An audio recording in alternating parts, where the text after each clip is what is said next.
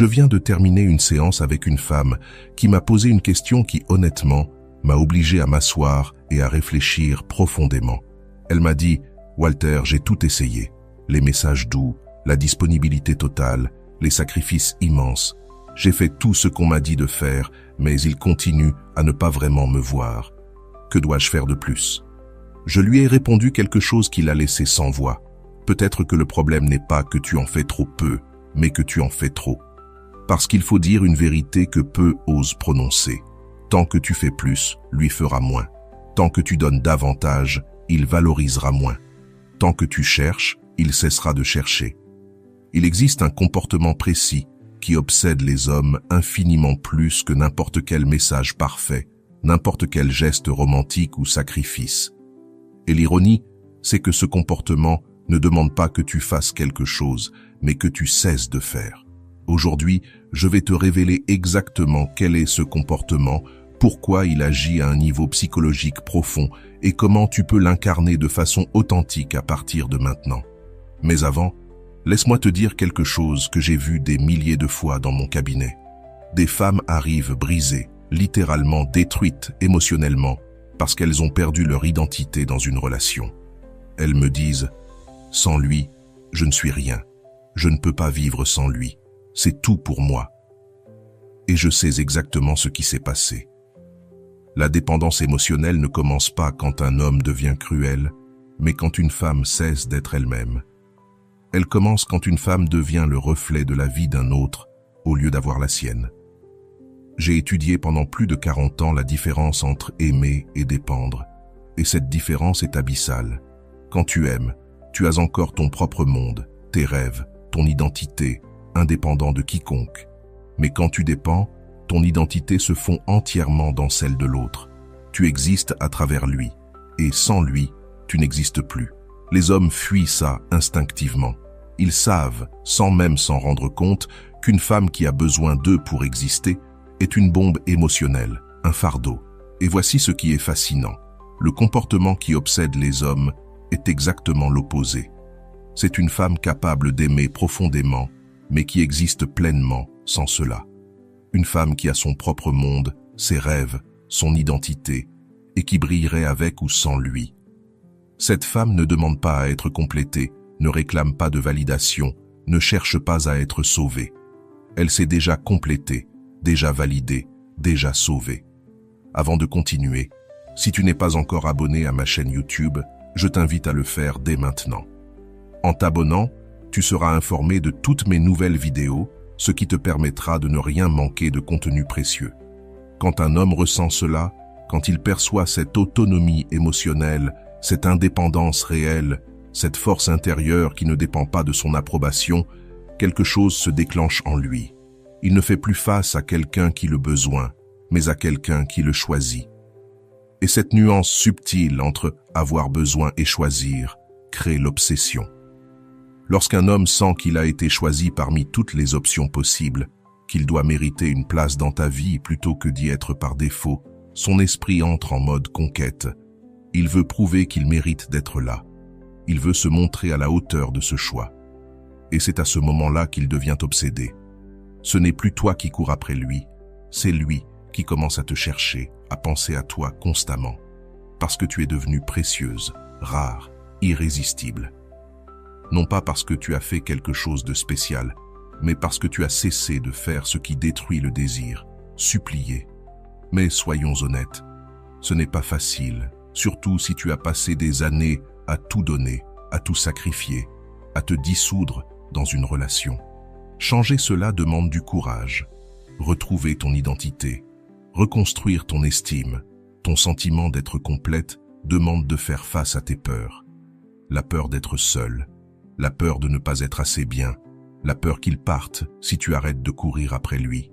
Mais voici la vérité qui a transformé la vie de milliers de femmes que j'ai accompagnées. Ce que tu crains qu'il arrive si tu arrêtes de le poursuivre est déjà en train d'arriver. Lentement, pendant que tu le poursuis. Un homme qui a besoin d'être poursuivi pour rester ne restera jamais vraiment. Sa présence est une illusion fondée sur ton effort, pas sur son amour. Tu n'as donc rien à perdre et tout à gagner. Ta dignité, ton identité, ton pouvoir, ta vie. Et c'est sur cette base que repose tout ce que nous allons explorer aujourd'hui.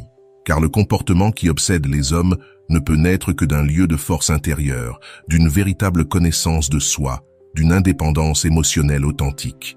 Ce n'est pas un jeu, ce n'est pas une façade. C'est ce que tu es lorsque tu t'aimes plus que n'importe quel homme. Et crois-moi, c'est la chose la plus attirante qui soit. Allons droit au but. Le comportement qui obsède le plus un homme, ce n'est pas la séduction, c'est l'indépendance émotionnelle authentique. Pas celle qui est jouée ou feinte, mais celle qui consiste à vivre ta vie comme si sa présence était un complément, et non ta raison d'être. La plupart des femmes croient que l'indépendance émotionnelle signifie être froide, distante, indifférente. C'est faux. L'indépendance émotionnelle véritable, c'est pouvoir aimer profondément sans que ta stabilité, ta joie, ta valeur dépendent de lui. C'est pouvoir être avec lui et être tout aussi heureuse seule. Et c'est ça, le secret. Parce que lorsqu'un homme ressent qu'une femme n'a pas besoin de lui pour être heureuse, mais qu'elle le choisit librement, il entre dans un état de fascination. Il ne se sent plus sauveur, il se sent choisi. Une femme indépendante émotionnellement éveille chez l'homme son instinct de conquête. Les hommes sont biologiquement programmés pour désirer ce qui demande un effort, pour poursuivre ce qui n'est pas garanti. Et une femme centrée, calme, complète, devient ce défi subtil et irrésistible. Accessible, mais jamais acquise. Lorsqu'une femme commence à tout donner immédiatement, qu'elle annule ses plans pour le voir, qu'elle le place au centre de son univers, le cerveau de l'homme enregistre inconsciemment « J'ai déjà accès, il n'y a plus de défi ». Et c'est précisément le défi qui alimente le feu du désir. Mais lorsque cette femme a sa propre vie bien remplie, que ses projets ne tournent pas autour de lui, qu'elle sait qu'elle a des options et qu'elle choisit d'être avec lui, alors son instinct de chasseur s'éveille complètement. Tout à coup, il doit mériter son attention, prouver qu'il en vaut la peine, redevenir compétiteur et non gagnant automatique. Ensuite, quelque chose de fascinant se produit. Sa peur de la perdre se réveille. Les hommes ne tombent pas amoureux de ce qu'ils ont garanti, mais de ce qu'ils pourraient perdre. Un homme qui sait qu'une femme ne partira jamais, quoi qu'il fasse, finit par se détendre, par ne plus faire d'efforts. Mais celui qui sent qu'elle a sa propre vie, qu'elle peut le quitter s'il ne fait pas ce qu'il faut, qu'elle a d'autres options possibles, cet homme reste en alerte. Ce sentiment de vigilance et cette peur de la perdre sont ceux qui l'obsèdent. J'ai travaillé avec des centaines de couples et j'ai vu ce schéma se répéter sans cesse. Un homme commence à dévaloriser une femme à partir du moment où il sent qu'elle ne partirait jamais, qu'elle est piégée, qu'il peut faire ce qu'il veut et qu'elle restera.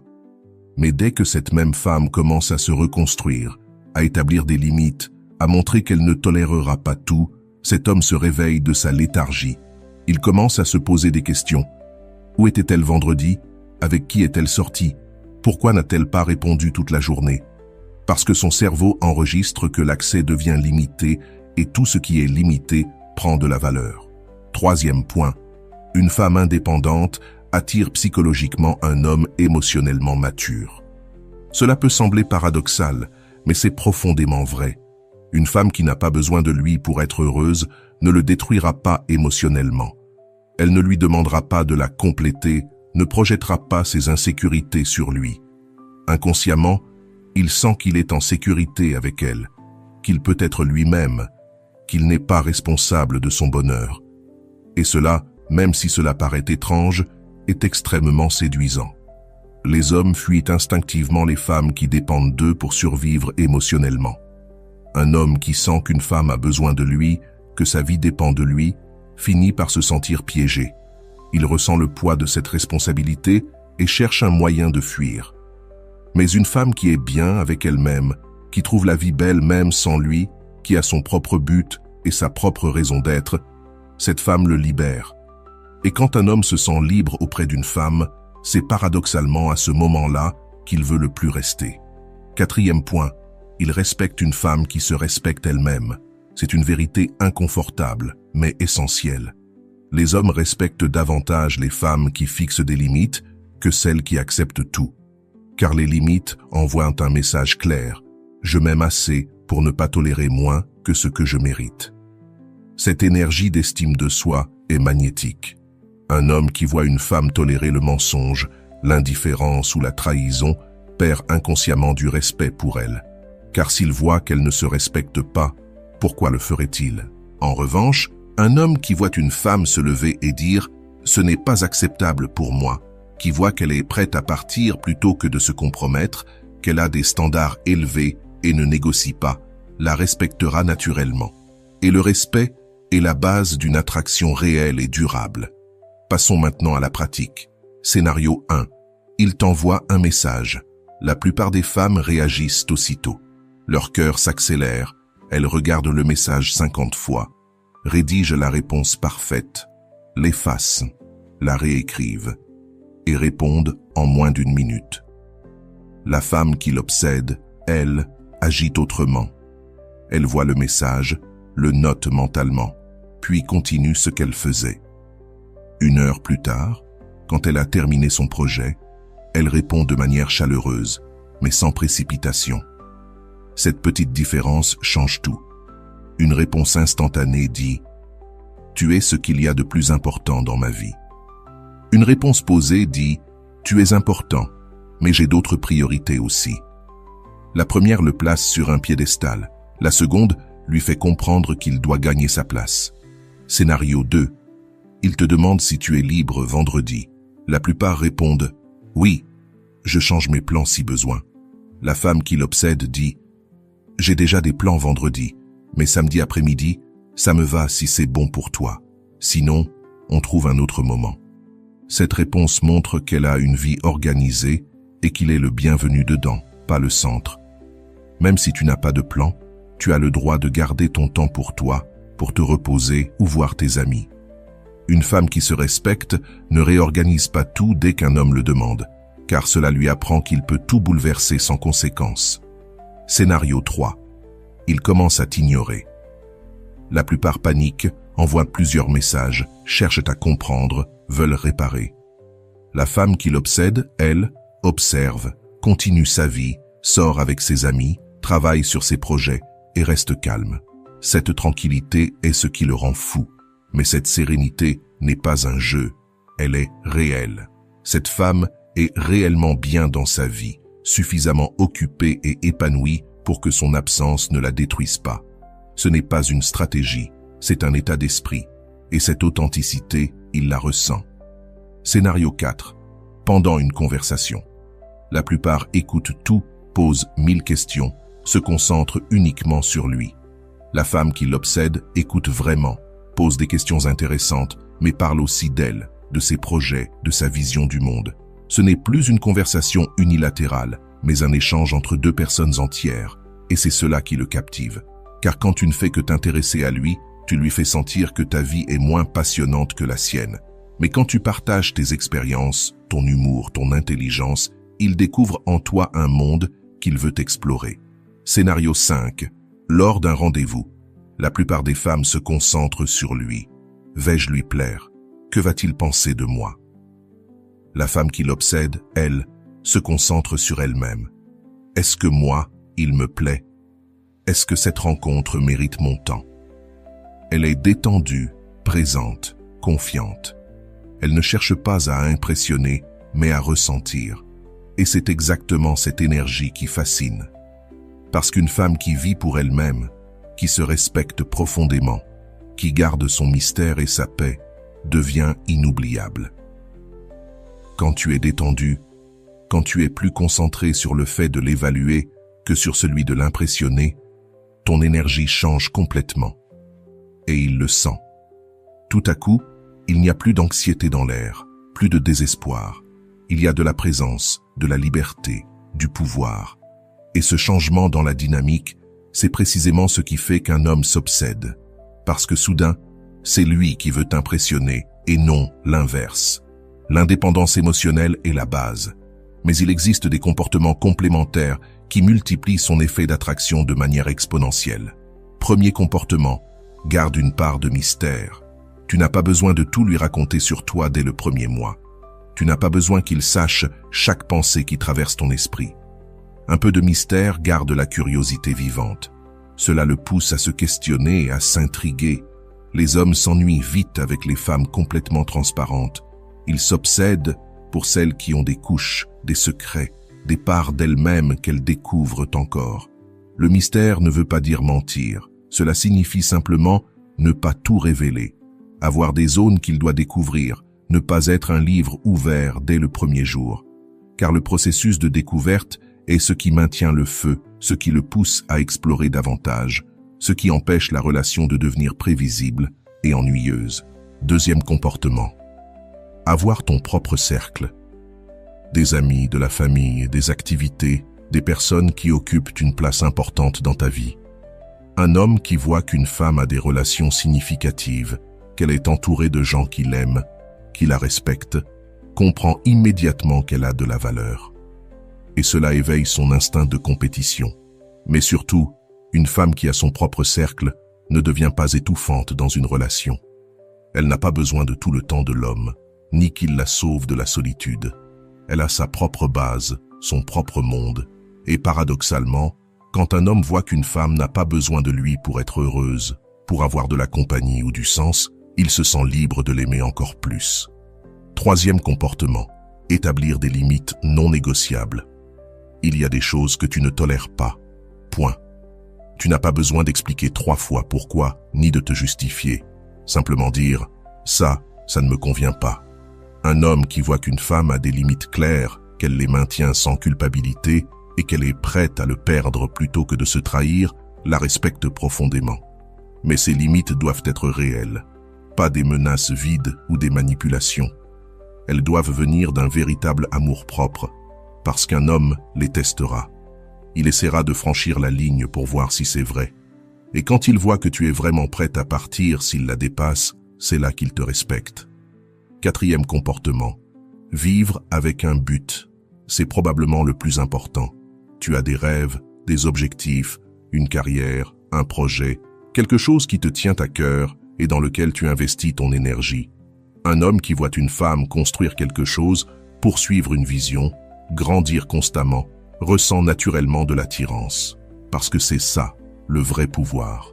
Les femmes qui vivent avec un but émettent une vibration irrésistible. Lorsqu'une femme a une mission, elle a des raisons de vivre au-delà d'une relation. Elle a une direction, un sens.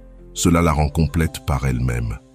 Un homme attiré par une femme avec un but ne se voit pas comme son sauveur, mais comme son partenaire. Il veut contribuer à sa réussite, pas devenir sa raison d'exister. Cinquième comportement. Prendre soin de toi comme si tu étais ta priorité numéro 1. Parce que c'est le cas. Fais de l'exercice, mange bien, dors suffisamment, fais des choses qui te font du bien, qui te font briller. Quand une femme prend soin d'elle, quand elle investit dans sa santé physique et mentale, cela se voit, littéralement. Ta peau rayonne différemment, ta posture change, ta présence aussi. Et les hommes le remarquent avant même que tu ne parles. Ce n'est pas de la vanité, c'est du respect de soi. C'est reconnaître que ton corps, ton esprit et ton âme sont des instruments précieux à entretenir. Quand tu prends soin de toi, tu envoies un message clair « Je m'aime, je me respecte, je mérite le meilleur » et c'est ce qui transforme un homme en véritable chasseur dévoué. Quand tu adoptes réellement cette indépendance émotionnelle authentique, des choses commencent à changer. La première semaine, tu remarques que ton énergie a changé. Tu es plus détendu. Tu te soucies moins de ce qu'il pense, parce que tu es plus centré sur toi-même. Tu recommences à faire des choses que tu aimais avant son arrivée. Tu te reconnectes à des parts de toi que tu avais abandonnées. Ta posture se redresse, ta voix change, une nouvelle sérénité s'installe. La deuxième semaine, lui le remarque. Il cherche davantage le contact, veut savoir ce que tu fais, peut devenir jaloux. Parce qu'il sent que tu n'es plus prévisible. Il peut te poser des questions. Avec qui étais-tu? Où étais-tu? Est-ce que je compte pour toi? Ces questions viennent d'un sentiment d'insécurité, de la peur de te perdre. C'est là que tu dois garder ton cap. Réponds sans anxiété, sans excès d'explication. Au bout d'un mois, le changement devient évident. Il te consacre plus d'attention, fait plus d'efforts, s'intéresse sincèrement à ta vie. Il doit maintenant mériter ton attention. Il veut passer du temps avec toi, être près de toi, devenir meilleur, parce qu'il sent qu'il doit se battre pour ton amour. Et avec le temps, la relation se transforme. Vous êtes désormais deux individus complets, chacun avec sa propre vie, qui se choisissent chaque jour. Pas une relation de dépendance, mais une relation d'équilibre, d'amour et de respect mutuel. Les deux gardent leurs amis, poursuivent leurs rêves et investissent en eux-mêmes. Et lorsqu'ils se voient, c'est parce qu'ils en ont vraiment envie, pas parce qu'ils ont désespérément besoin d'être ensemble. Je veux être clair sur un point. Je ne dis pas qu'il faut abandonner l'intimité émotionnelle. Je ne dis pas non plus qu'il faut cacher sa vulnérabilité, ni cesser d'aimer profondément. L'indépendance émotionnelle n'est pas de la froideur, c'est de la force. C'est la capacité d'aimer sans dépendre. C'est pouvoir être avec quelqu'un sans se perdre dans cette personne. Car la véritable intimité naît lorsque deux êtres complets se choisissent mutuellement. Quand chacun a sa propre identité, son propre monde, et qu'ils décident malgré tout de se rencontrer et de se fusionner partiellement. C'est tout le contraire de la dépendance, c'est la liberté au cœur même de la connexion. Et voici ce qu'il y a de magnifique. Quand tu es une femme émotionnellement indépendante, qui aime profondément sans dépendre de cet amour pour exister, les hommes ne font pas que s'attacher à toi. Ils te respectent, ils t'admirent, et surtout, ils t'aiment sincèrement. Pas par besoin, mais par authenticité. Tu n'as plus besoin de supplier pour de l'amour lorsque tu en débordes déjà. Car l'amour qui émane d'une femme qui s'aime elle-même est différent. Il est lumineux, rayonnant, magnétique. Il est pratiquement irrésistible. Et c'est précisément cela qui fait qu'un homme revient frapper à ta porte à 3 heures du matin, après des mois de silence. Pas parce que tu l'as manipulé, ni parce que tu as joué à des jeux mentaux, mais parce qu'il réalise qu'il ne peut pas vivre sans la femme entière, forte et indépendante que tu es. Parce qu'il a manqué la paix qu'il ressentait à tes côtés, la sérénité, la certitude que tu étais son égal. Il sait désormais que tu l'avais choisi, non par besoin, mais par véritable désir. Et c'est une raison infiniment plus puissante d'aimer quelqu'un. C'est la raison pour laquelle certains hommes passent des années à penser à une femme qui les a quittés parce qu'elle s'est aimée plus qu'elle ne les aimait. C'est la raison pour laquelle d'autres font l'impossible pour reconquérir celle qui a enfin compris que sa valeur ne dépendait pas de leur validation. C'est la forme la plus pure de l'amour, celle où deux personnes complètes se choisissent, non parce qu'elles se manquent, mais parce qu'elles se désirent. Et c'est exactement ce que tu crées lorsque tu cultives une véritable indépendance émotionnelle. Si tu es arrivé jusqu'ici, permets-moi de te remercier profondément pour ton temps et ton attention consacrée à cette vidéo. Avant de partir, abonne-toi à la chaîne si ce n'est pas encore fait. Je te laisse ici 2 vidéos qui pourraient t'intéresser. Prends soin de toi et à bientôt.